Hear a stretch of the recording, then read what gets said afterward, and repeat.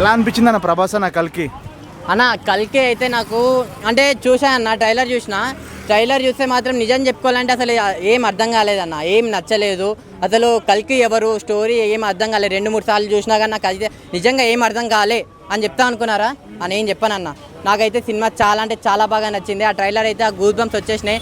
ఆ విజువల్స్ కానీ, ఆ బీజిఎం కానీ, నిజంగా ఆ కల్కి అనే డిఫరెంట్ కాన్సెప్ట్తో డిఫరెంట్గా యానిమేషన్స్ కానీ, ఆ ప్లేసెస్ కానీ, ఆ విజువల్స్ కానీ చాలా అంటే చాలా బాగా చూపించారన్న.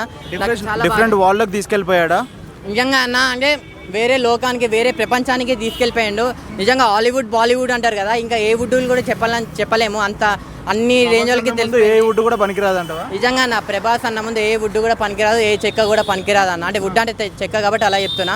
సో ప్రభాస్ అన్న నంబర్ 1 అన్న పక్క. ఈ సినిమాతో బాహుబలి, RRR అన్ని సినిమాలు మొత్తం కలెక్షన్లు దొబ్బేస్తాడన్న.